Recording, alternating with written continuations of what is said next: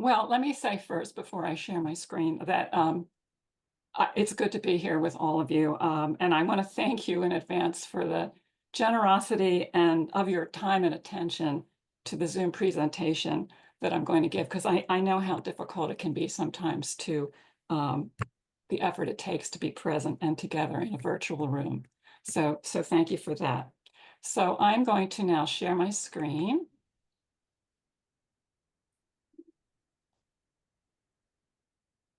And start the slideshow. There. Can everyone see that? I hope. Thumbs up or whatever. Yeah, okay, good. So a few years ago, October of 2021 to be exact, I gave a presentation at Haiku North America. And at that time, I had been book review editor of Modern Haiku for the last several years. And part of my task was to write brief notes for many of the books that were sent to the journal for review. And at the same time, I was feeling ready at last to work on some chapbooks of my own, which got me to thinking, what makes a collection of haiku? Or more specifically, what makes a collection of haiku fully realized or fulfilled? You know, not just a random sequence of haiku, but a work of art. So my presentation today is based on that HNA talk, but with some judicious editing and some further thought. And there's a workshop at the end. I've titled this talk A Beginner's Mind Guide for two reasons. First, I feel like I'm a beginner, especially when it comes to crafting haiku collections. And this, and despite the fact that I've crafted a few sequences, a chapbook, and a longer collection that has yet to be published. And I've also edited two small, or co-edited, I should say, two small anthologies. I don't know that I know any more than the next person, but I do try to cultivate a beginner's mind. So given that I often feel clueless, I try to keep open, eager, and curious, and willing to play. And I think that's the willingness to play is very important, because play is actually quite a low-risk activity. It doesn't matter what the outcome is. It's just for fun. So I look for learning experiences, and back in 2021, this meant reading lots of haiku books, reviewing for Modern Haiku, and presenting on what I learned at HNA. Now, it just so happened that the theme for HNA that year was Ma, the Japanese aesthetic concept, most simply rendered as negative space, though it is so much more. I'm sure we all know that here. Naturally, I wondered if I could use the conference theme to explore what happens in the negative space between haiku in a collection. How does Ma affect a collection as a whole? So first, I had to wrap my mind around Ma, because 3 years ago, I really didn't know all that much about it. I found this statement by Kiyoshi Matsumoto to be helpful. Ma is the space between the edges, between the beginning and the end, the space and time in which we experience life. This explanation struck me as particularly relevant to understanding the silent spaces in a book of haiku, to the space between the edges of each haiku, the edges between each page, between the beginning and ending of the sequenced poems, between the poet and the reader. So delving a little deeper into Matsumoto's explanation, I found the elucidation of some intriguing concepts that I thought were also relevant to what I was trying to do. And that was basically to think about the empty space between haiku as a momentary pause in speech. So Ma could be understood as a momentary pause in speech. And that empty space between haiku was shaped by the placement of the materials. In other words, shaped by the placement of the haiku on the page or in the sequence. And that placement actually was describing, silently, intervals of time and distance between haiku moments. And those intervals of time and distance were filled, or potentially filled, with an energy filled with possibilities of feeling. What I think we often talk about in the haiku world is resonance, but not just within the haiku, but between haiku. So this reminded me of what the Spanish painter, sculptor, and ceramicist Jean Miro had to say about his working aesthetic in the interview, "I Work Like a Gardener" from 1958. Miro was particularly interested in motionless movement, which he felt was akin to the eloquence of silence or mute music. "Stillness strikes me," he said. "This bottle, this glass, a large stone on a deserted beach, these are motionless things, but they set in motion great movements in my mind." By analogy, on the page and in the book, the haiku poet sets down motionless things, a certain sequence of haiku, that can set off great movements in the mind. The act of reading itself involves movement, both physical and mental. The spatial and temporal arrangement of ku stimulate the spaceless space of imagination. So it's this imagined space is what I hope to get at in the rest of my presentation.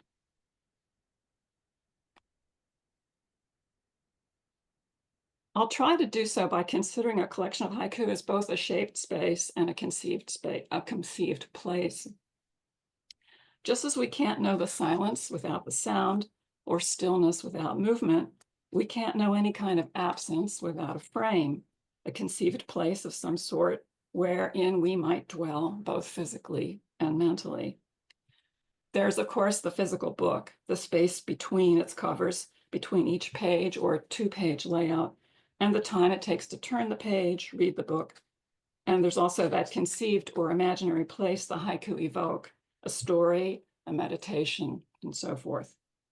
And then there's the intersection of the physical and the mental, the time it takes to read one poem, to dwell in the empty space to the next ku and the next, to intuit connections and experience the story or the meditation as a whole. So I'd like to take these two ideas, the collection as a shaped space and as a conceived place, one at a time. So first, looking at the shaped space, let's look at how we can shape space with implied chronologies and felt rhythms. As a foundation for my thinking at the time, 3 years ago for HNA, I decided to study the books I'd reviewed for briefly noted section of modern haiku over 9 issues, 2019 to 2021. I made a few choices to simplify my task. Any book or ebook under 50 pages I evaluated as a chapbook, and any book from 51 to 100 pages I placed in the book pile, arbitrarily omitting those over 100 pages, and these were often anthologies. I ended up with 25 chapbooks and 38 books for a total of 63. For each, I tried to determine which of several devices the poet had utilized to organize their haiku. So what I meant by these devices, the implied chronologies and the felt rhythms. Under implied chronologies, I was looking at seasonal rounds, daily rounds, narrative arcs, meditative lines, or I also included repetitive thematic variations under those kind of chronologies. I hope that these devices or concepts for sorting make sense to you. I'm not referring to the haiku text here, but to the implications that text holds for what the reader reads into the spaces between, and what the reader might expect or anticipate or desire concerning narrative arcs or the progression of meditative threads throughout the collection. Then under felt rhythms, I was looking at more of the how they're placed on the page, how the poems are placed on the page, the visuospatial flows, whether they were uninterrupted or interrupted. In other words, is the haiku sequence broken into parts or not? Do we just go from the book one long sequence of haiku, or is there some kind of variation there? And I looked at attentional paces, whether they were slow, and my cutoff was 1 or 2 haiku per page. I considered that a slow attentional pace. 3 or more haiku on a page, that got faster. I considered that fast. Now, if I was looking at a 2-page spread, when you're looking at 2 pages at once, that would be, 2 per page. 4 would be slow, still a slow attentional space. 5 or 6 on a layout, 2-page layout, would be a faster pace, and I consider that fast. So my first thought was to confirm what I thought were the obvious given ways in which haiku poets shape space. Meditational threads that move towards an arc of concern turned out to be most common, organized seasonally, and flowing from page to page at a slow, attentional pace. In my small slice of books, and admittedly, very small slice, I think it's safe to say that more than half of the books fit this pattern. So as an example of this common sweet spot, this book by K.J. Monroe, Contractions, organizes some 92 haiku in a rolling seasonal basis. That was what I meant by that is cycling. Sometimes a book will cycle through the seasons more than once. Utilizes a meditative exploration of themes to organize the haiku and presents them in a single flow. There are no breaks into smaller chunks or parts in this book. And at one haiku per page, the book insists on a slow, fixed attentional pace through the collection. Another book with a different feel, yet also hitting the sweet spot, is Dietmar Tauchner's Icons of Windsong. Tauchner organizes haiku in a slow-paced meditative arc, though instead of a single flow, the book is sequenced in 6 parts. And although he evokes the seasonal round in a very sparing way, when he does so in some parts, but not all, he does so consistently. There's a sense that the whole collection encompasses an entire year of seasons, though the primary concern of the book is in the progression of the meditation itself. And I'd like to say, with regard to the slow pace of the book, in this particular edition or collection, the haiku are offered in 3 languages, German, English, and Hindi. And I think for a reader who is fluent in 2 or 3 of these languages, this must slow down the collection, the reading experience even more, and fill the book's negative space and time with additional interpretive possibilities. So slower, but richer in some ways. Now, I want to acknowledge that there are flip sides to the common sweet spot, books that are aseasonal, sometimes non-chronological, and sometimes multi-channeled and fast-paced.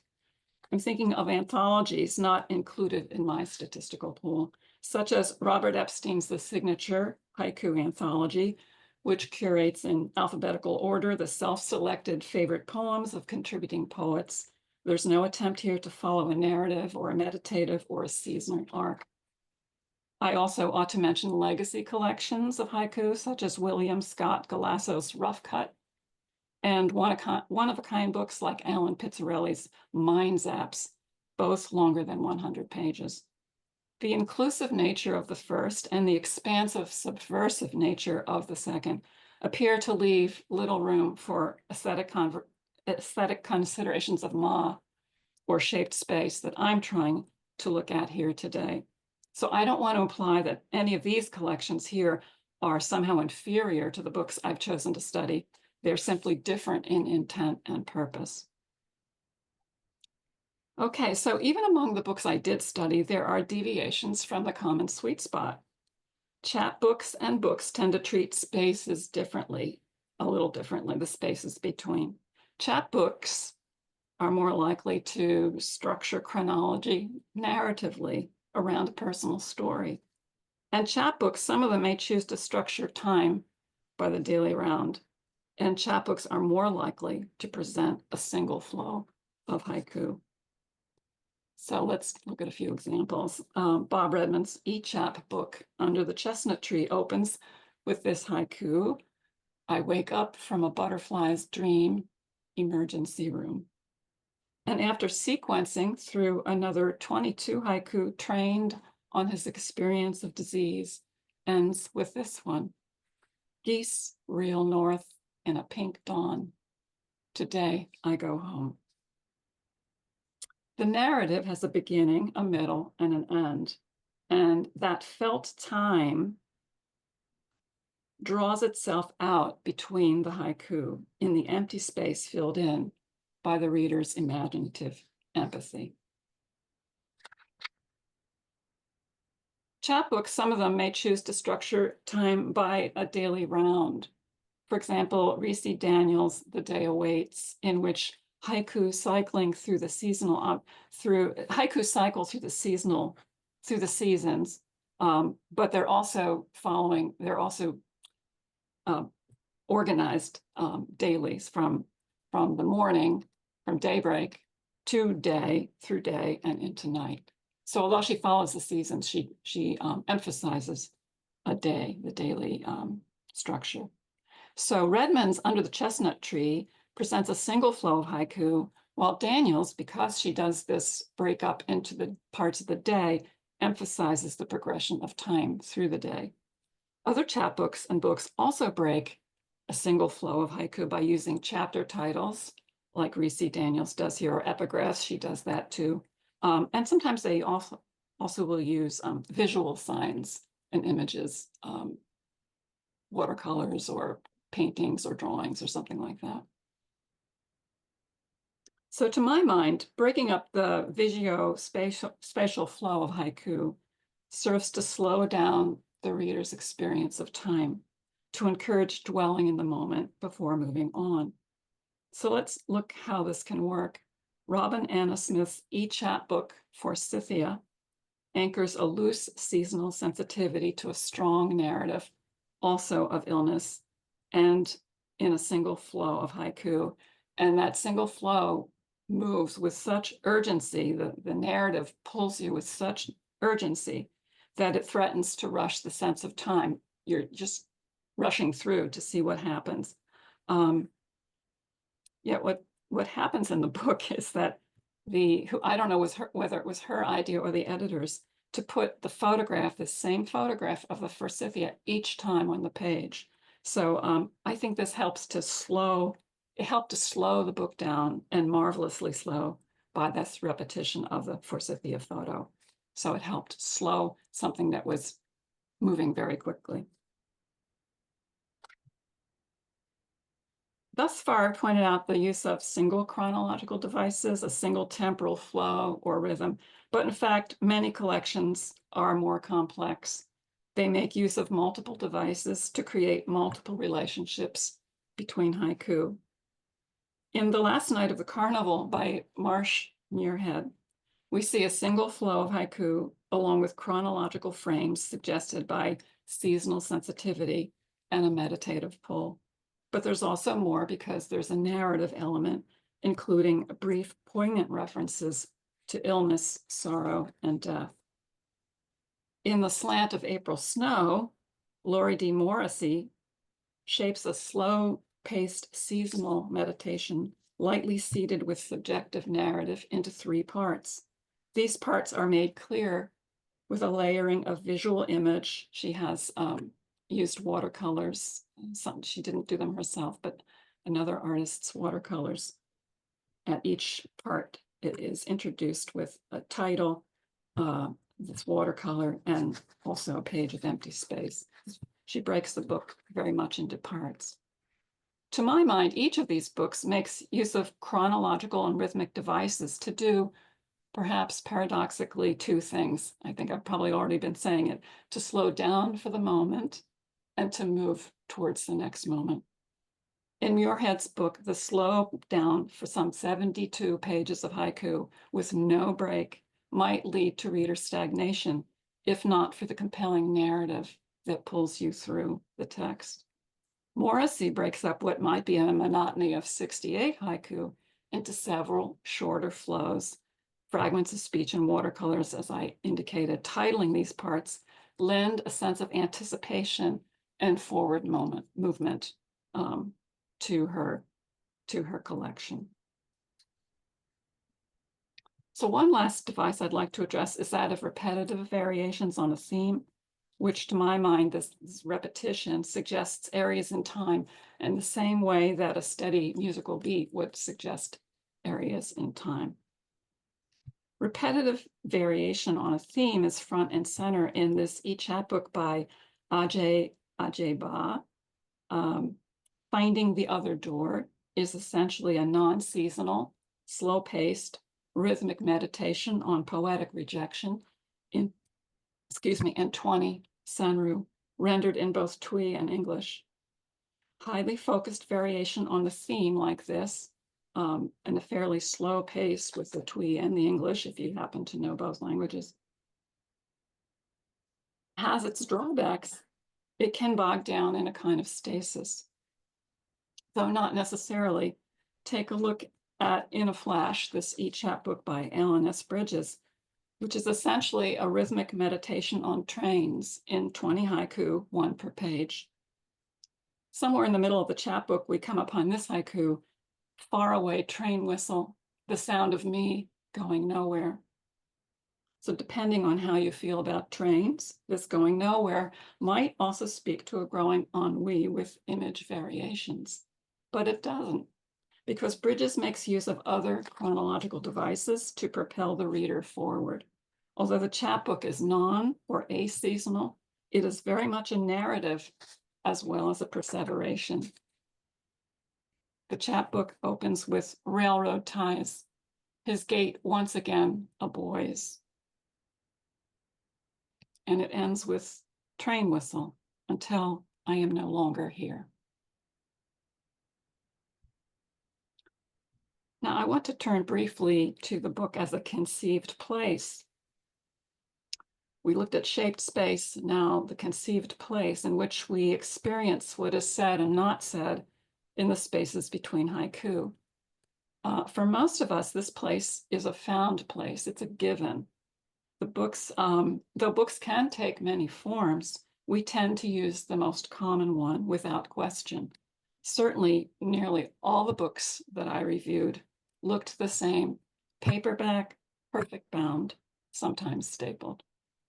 Yet there were some deviations from this type, and they raised for me the question, just what does the physical frame of the book say about or with a collection of haiku? Gary Hotham chose for his book 23, for his chapbook, he chose a concertina or accordion form for 2 sheets of folded paper. As a reader, the physical experience of reading this little book, and it is quite little, it's like 2 by 4 inches or something, or 3 inches. It's a little bit like opening a Pandora's box. After removing the security band, after the first unfolding, the rest spills out in a kind of waterfall of haiku. And there are like four waterfalls on opposite sides, two sheets that look like that. Both sides have haiku on them. And it's as if something wild yet long contained had finally been released. So this physical reading is quite different from what we engage in with a book like Chris Gordon's Closed Systems of Joy, which opens backwards to the edition notice, then the title page, then the haiku. Or does it start with a blank cover, open to the haiku, 100 of them, 10 to a spread, and work its way backwards to the title, credits, edition notice, and image on the back cover? That was the question that this book posed. Either way, we can surely appreciate the playfulness and the game. Reading it back to front, as I did for my review, imparts a certain meaning to the whole. As I put it then in my review, writing and reading towards a title felt as if the poet has discovered what the collection is about and what it should be called only when he has finished assembling the work. And I thought, isn't that too true? So what I've tried to suggest with both the Hotham and the Gordon books is that the physicality of the book exerts an imaginary pull or an imagined space. To emphasize the point, I'd like to contrast 2 more books, not actually books I reviewed briefly, but books I sent out for long reviews: Eve Lockring's The Tender Between and Lee Gerga's Without Syntax. Lockring's book features a different layout on each of haiku. On each layout is a different pattern, which is kind of amazing, and also has a different number of haiku, a different flow, a different attentional pace on every spread. Sometimes there's 1 haiku on a spread. Sometimes there's 3, 4, or 5. And the haiku themselves are various in shape and format too.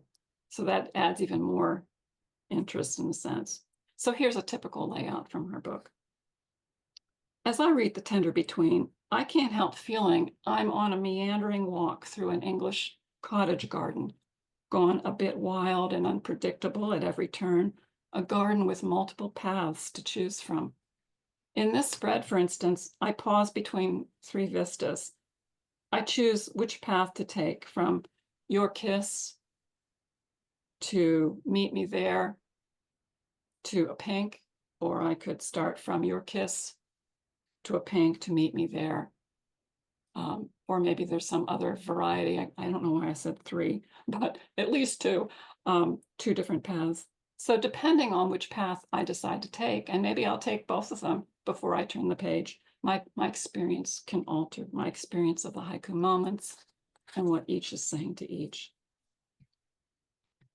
In Lee Gerges' book, in his chapbook, meanwhile, this strikes me as a small yet formal Italianate garden of meticulous design, so austere, in fact, that the cover is devoid of title and the title page devoid of attribution. Moreover, each layout looks like this one: a monoku on the left, a vertical ku on the right. There's only one path through this collection, and it is highly curated. I pause to read one haiku and then the other. Then I pause to consider the pairing before the next turn of the page.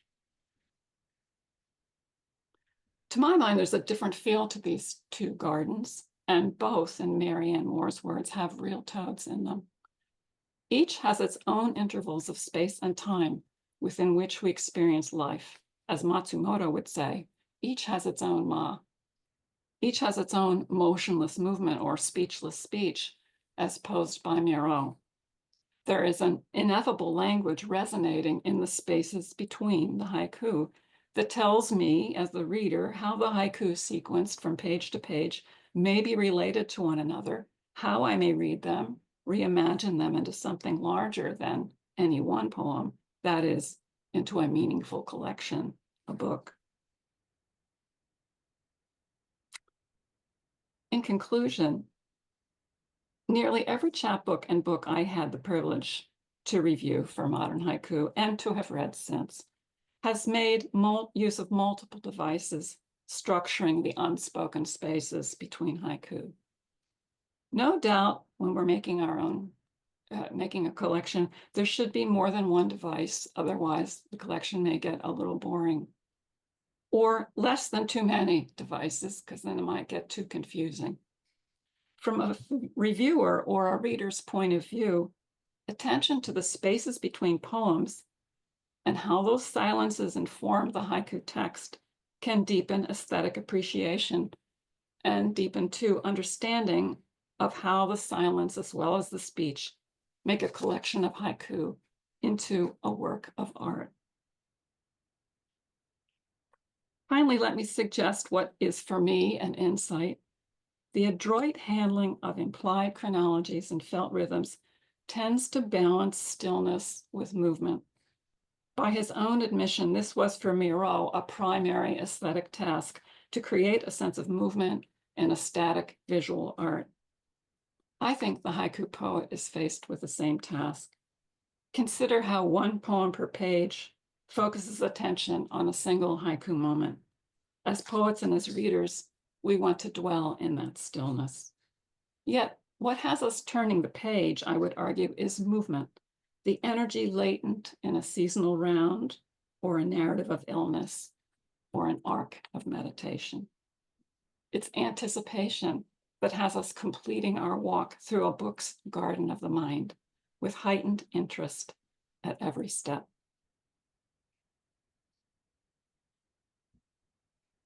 So thank you. This concludes the talking head part of my presentation. I don't even look at the time, but yes, I think if we want to, I could take 1 or 2 questions now if people have them, and then we could go on to the workshop. So why don't I stop the share for the moment, and we can stop share and we can see where we are with that. Sue, do you think we should, does anyone have a burning question? Or I think in the workshop, you'll get a chance to query other people as well with questions, because we will have a breakout session as part of the workshop. and we'll also come back together at the end of the workshop. But if there was anything I said so far that was like unclear, maybe I could clarify that if someone has a question along those lines.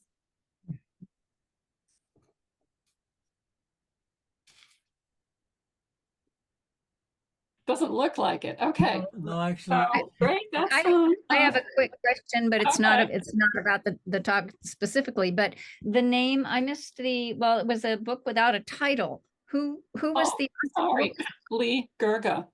Oh, that was Lee Gerga. I'm sorry, if I didn't have it. I should have put his name on the slide. Oh no, that's fine. Yeah. Looks like Lazia is trying to ask a question. If I'm pronouncing his name correctly. Yes, and it's Laszlo, and Michelle knows me. Michelle, I wonder if you can say more about the meditative arc, because that was the one that felt least clear to me. Right, but that could just be me. So, but I wonder if there's anything more you can say about that. Well, I was just trying, some books are, they're telling a story, this happened to me kind of thing, or, I got divorced and this happened kind of, you get that sense as you move through a haiku. So that would be narrative for me. But then there were simply ones they were more moody, or meditations on, time of life or illness, or, but they weren't so narrative. They weren't really telling you a story. They were telling you, maybe you might call an emotional arc as a story, but I was kind of making a distinction there. It's all very arbitrary, Les, because, mostly actually, most books tend to the two are going on at the same time in haiku books. Usually there's a narrative of some kind that the reader can intuit. And I don't know about you, but I'm always like, what's happening to them in their lives, And if I see a haiku that tells me that, then I tend to follow that. But then they're usually meditating on something. They're, working some thoughts out about things, whatever. Yeah. Thank you. That's great. Does that help at all? Yes. Yes. Yeah. It's kind of arbitrary, It's always arbitrary with how you tease things out, and someone else might tease them out differently, which would be interesting. So I guess we can start the workshop. So I did send ahead, two files. One was the same haiku on both files, but one was with the 24 haiku with the poets' names. So you would know who wrote the haiku. I didn't want to imply that they just came out of the ether somehow. But then I wanted you to, for the workshop, to work with the ones without the names and just like pretend they're your haiku, or, you don't worry about who wrote them. They're all by the quote same person, in a sense, while you're working on the workshop. So, so what you'll have with these 24 haiku, which I hope you had a chance to read through beforehand, what I'm going to give you a time limited task is to create a small sequence or a small collection. Now, I'm talking really small. It depends on how fast you want to work. But when I did this for myself, I found myself bunching things into 6 haiku, but you might say, 8 haiku, 10 haiku, 5. I mean, whatever speed it comes to you. And at least try to do one sequence. I had a lot more time than you will have, and I came up with like 3 or 4. I just wanted to see if it was going to work, and I think it does. So that's the first thing I'd want you to do. Spend 10 minutes working with these 24 haiku, pretend they're all yours, and just try to make a sequence of some sort. I'd say at least 6 haiku if you can manage that. And then we'll break into small breakout rooms. I think 5 people in the breakout room. Whatever you did for our discussion, Sue, worked really well for our meeting initially. So you have a chance to discuss, what you did in the process and any questions you might have with other people who've just tried to do the same thing. And then we can touch bases. We'll do that for 10 minutes, I hope. And then we can touch bases after that and see what we've got, and see if it was a worthwhile exercise. So I'm going to have to share again. I will share again because I have questions that will help you, or Yeah, they'll help you do each part. Sue, they'll be able to see the screen if I leave my share up even when they're in the breakout rooms? That's a good question. I don't know. We could try. Let me at least show the 2 slides, and then if we lose it, that's fine, you know. Did you want to spend 10 minutes before going into the breakout rooms? Yes, Okay, so they can look at it then. Or if you put it up now, it'll be there for the 10 minutes that we're spending before breakout. okay, so for the 10-minute thing, if everyone can see this now, this is just, I basically said this, when you're working, try and create a small collection of your own. Select haiku, you want to kind of hook the reader, right? So seasonal round, daily round, narrative arc, meditational thread, variations on a theme, which one would you like to do? And kind of see if you can focus that way. And then spend a little time thinking how you would want to place these haiku on the page. Do you want one or more haiku on a page? How about the layout? What do you want the layout to look like? Do you want, well, it's going to be so short, you probably will just go for single, but you know, if you manage to do something longer, you would want to ask yourself, do I want to break it up or keep it single? And how, you know, how fast or mixed or slow do you want your attentional space, and why? So those are the kind of questions. So we can leave this up and do our 10 minutes, Sue, and then I can show the next slide, and then if we lose it, that's fine. So That sounds good. I'll let you keep track of time, Michelle. You speak up when you need to I put. will people I will set my into- thing right now for 10 minutes. So let's Okay. get at it. Yeah.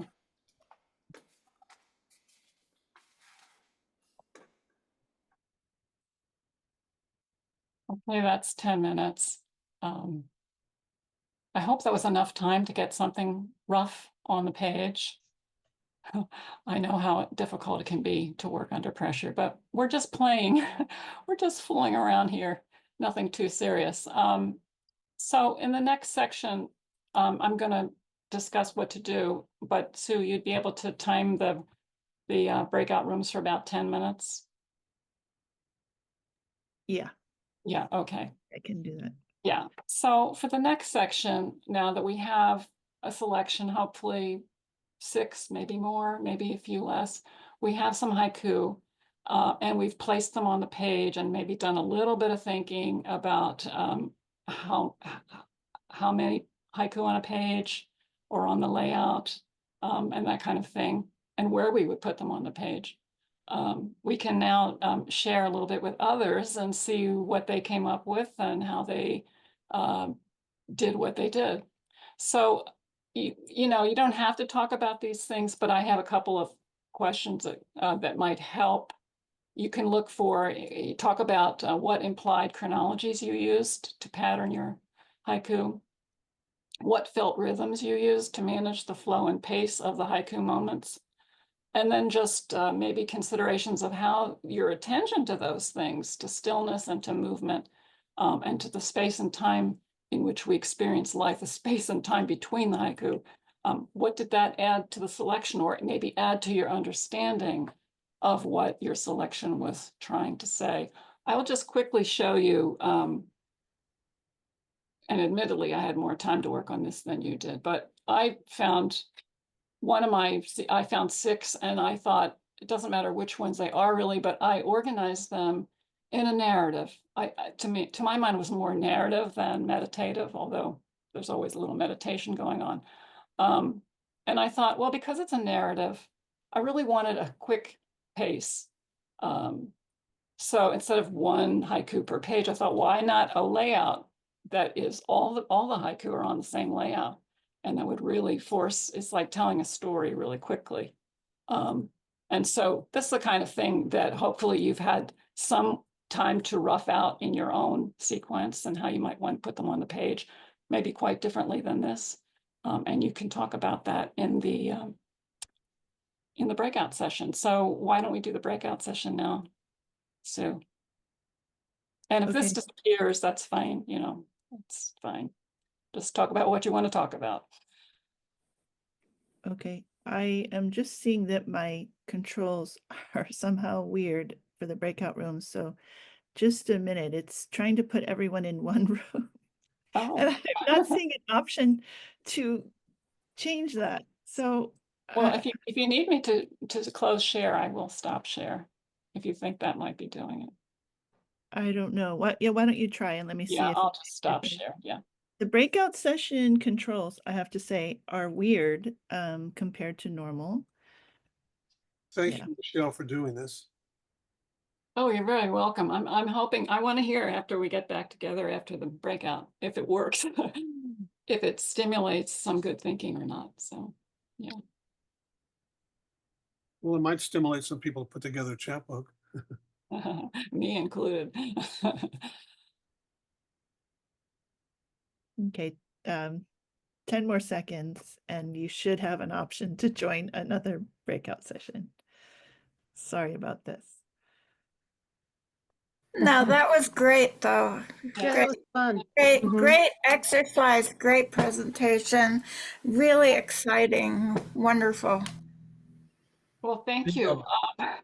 I'm just wondering, does anyone have any questions, or does anyone think that in their breakout they came up with some really interesting tidbit that they want to share with the whole group? I would say one thing is I know Charita is focuses on the space between. The space is the most important thing, so it really relates to what you've done and also to the arrangement of putting things together. So it really reminded me of that. I've been writing a lot of Charita. So I love the focus that you used. It just incredibly delicious and wonderful. Thank you. Any other tidbits, or Lois, I saw your hand. I just wondered, in our group, one person used the cut and paste, cut the little copy, the little the haikus out and had them separately, and other people kind of just used the paste. I kind of that made me think maybe the cutting and the pasting really helps with the next step of the visual, and whether that's part of the technique that one should has part of their toolkit. But wonderful ideas. Yeah, you're talking about mine, and I was able to. I didn't have hardly enough time, but I went down the list now before I ever read all of them.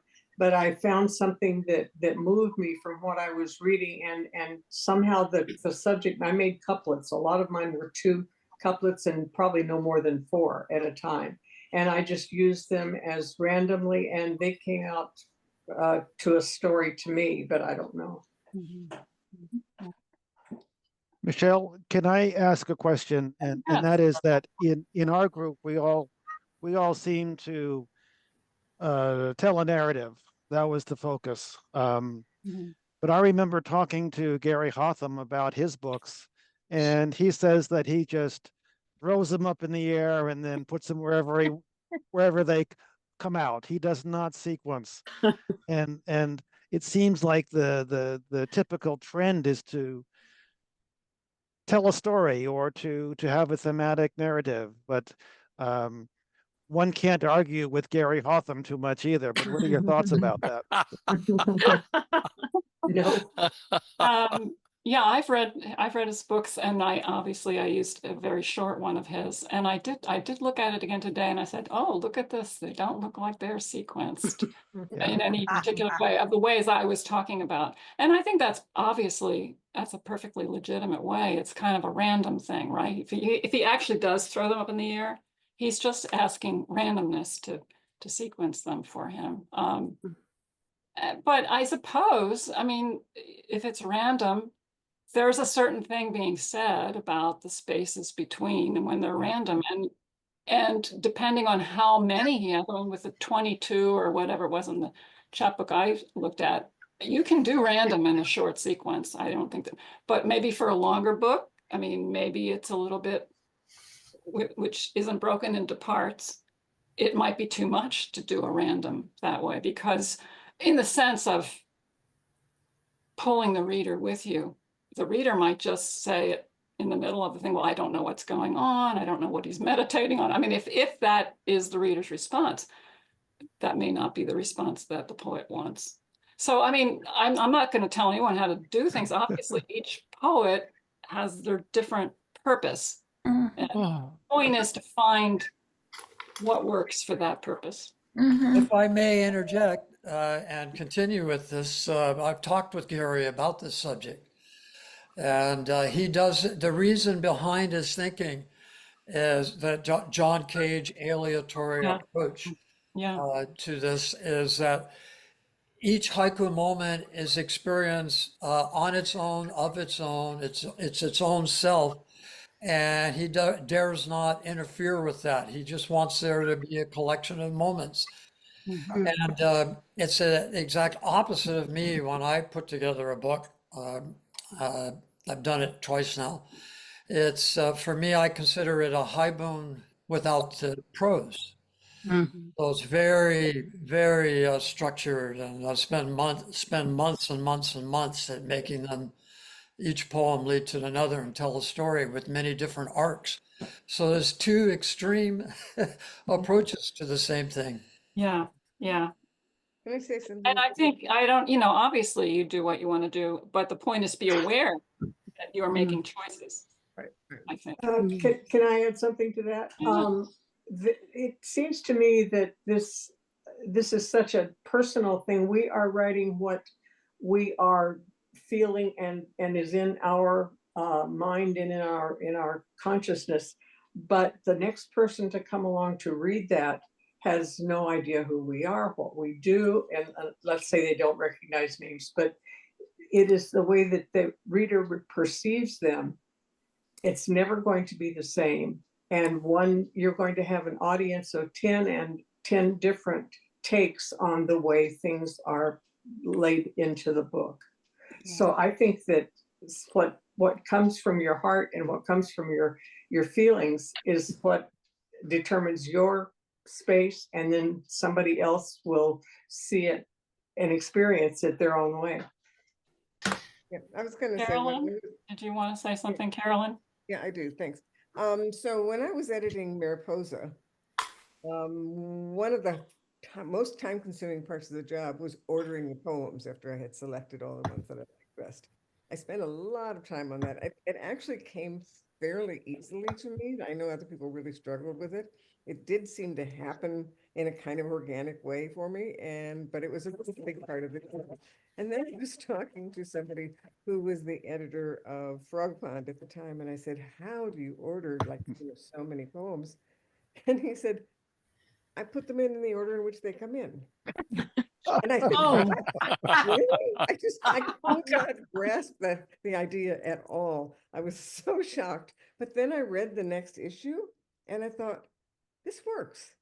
Surprisingly it works, because I was making connections between one poem and the next. I think that's what happens. Is that, they didn't seem completely random. I was finding ways to read them that they all kind of came together, and it's surprisingly it worked. I thought, why am I spending all this time ordering the poems in Mariposa?